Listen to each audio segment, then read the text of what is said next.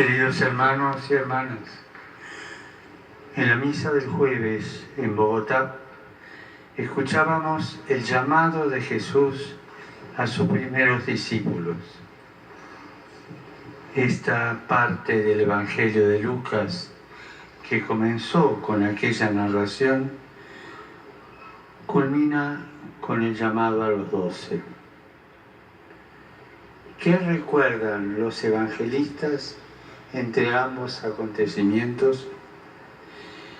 Que este camino de seguimiento supuso en los primeros seguidores de Jesús mucho esfuerzo y purificación. Algunos preceptos, prohibiciones y mandatos los hacían sentir seguros. Cumplir con determinadas prácticas y ritos los dispensaba de una inquietud. La inquietud de preguntarse ¿qué es lo que le agrada a nuestro Dios? Jesús, el Señor, le señala que cumplir es caminar detrás de Él y que ese caminar lo ponía frente a leprosos, paralíticos, pecadores. Esas realidades demandaban mucho más que una receta o una norma establecida. Aprendieron que ir detrás de Jesús supone otras prioridades, otras consideraciones para servir a Dios. Para el Señor, también para la primera comunidad, es de suma importancia que quienes nos decimos discípulos no nos aferremos a cierto estilo, a ciertas prácticas que nos acercan más al modo de ser de algunos fariseos de entonces que al de Jesús. La libertad de Jesús se contrapone con la falta de libertad de los doctores de la ley de aquella época, que estaban paralizados por una interpretación y práctica rigorista de la ley. Jesús no se queda en un cumplimiento aparentemente correcto. Él lleva la ley a su plenitud y por eso quiere ponernos en esa dirección, en ese estilo de seguimiento que supone ir a lo esencial, renovarse, involucrarse. Son tres actitudes que tenemos que plasmar en nuestra vida de discípulos. Lo primero, ir a lo esencial. No quiere decir romper con todo. Romper con aquello que no se acomoda a nosotros, porque tampoco Jesús vino a abolir la ley, sino a llevarla a su plenitud. Ir a lo esencial es más bien ir a lo profundo, a lo que cuenta y tiene valor para la vida. Jesús enseña que la relación con Dios no puede ser un apego frío a normas y leyes, ni tampoco un cumplimiento de ciertos actos externos que no llevan a un cambio real de vida.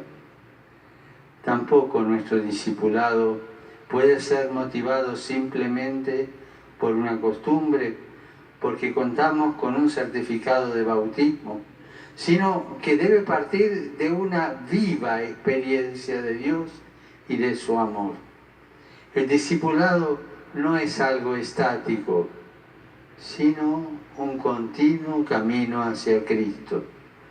No es simplemente el apego a la explicitación de una doctrina, sino la experiencia de la presencia amigable, viva y operante del Señor. Un permanente aprendizaje por medio de la escucha de su palabra. Y esa palabra, lo hemos escuchado, se nos impone en las necesidades concretas de nuestros hermanos. ¿Será el hambre de los más cercanos en el texto proclamado o la enfermedad en lo que narra Lucas a continuación? La segunda palabra, renovarse.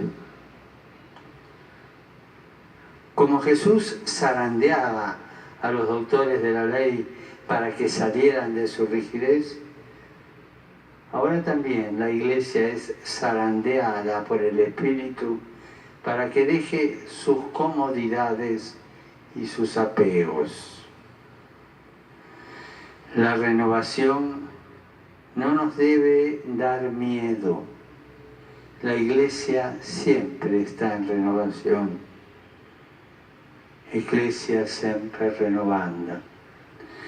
No se renueva a su antojo o a su capricho, sino que lo hace firme y bien fundada en la fe, sin apartarse de la esperanza transmitida por la buena noticia. La renovación supone sacrificio y valentía, no para considerarse mejores o más pulcros, sino para responder mejor al llamado del Señor.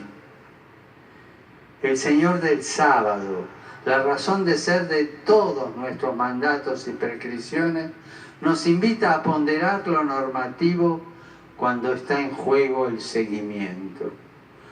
Cuando sus llagas abiertas, su clamor de hambre y sed de justicia nos interpelan y nos imponen respuestas nuevas.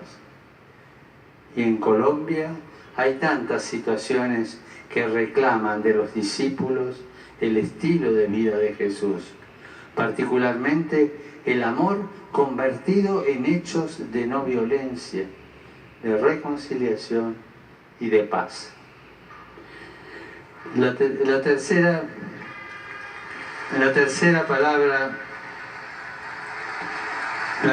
palabra, involucrarse.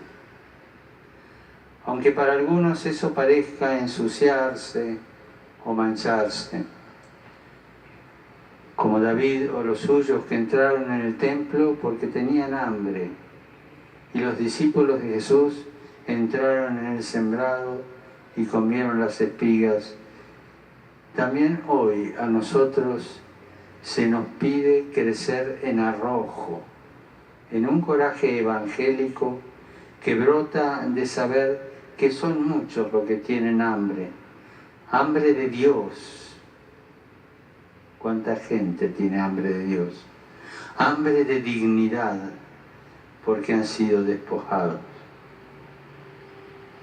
Y me pregunto si el hambre de Dios de tanta gente quizás no venga porque con nuestras actitudes se la hemos despojado.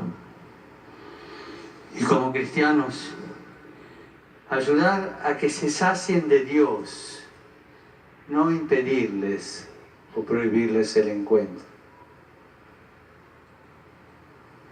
Hermanos, la Iglesia no es una aduana.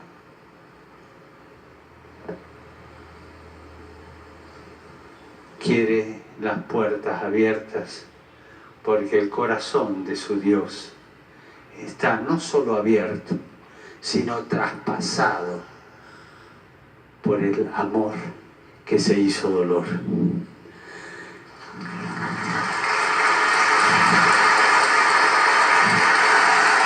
No podemos ser cristianos que alcen continuamente el estandarte de prohibido el paso, ni considerar que esta parcela es mía, adueñándome de algo que no es absolutamente mío.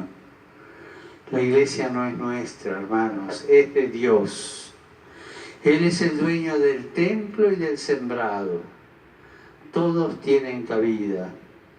Todos son invitados a encontrar aquí y entre nosotros su alimento. Todos. Y el que preparó las bodas para su hijo manda a buscar a todos, sanos y enfermos, buenos y malos, todos.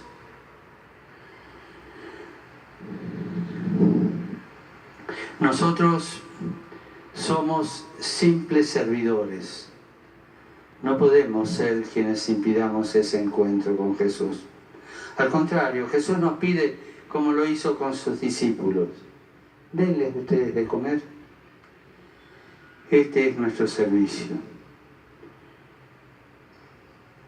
Comer el pan de Dios, comer el amor de Dios, comer el pan que nos lleva a sobrevivir también.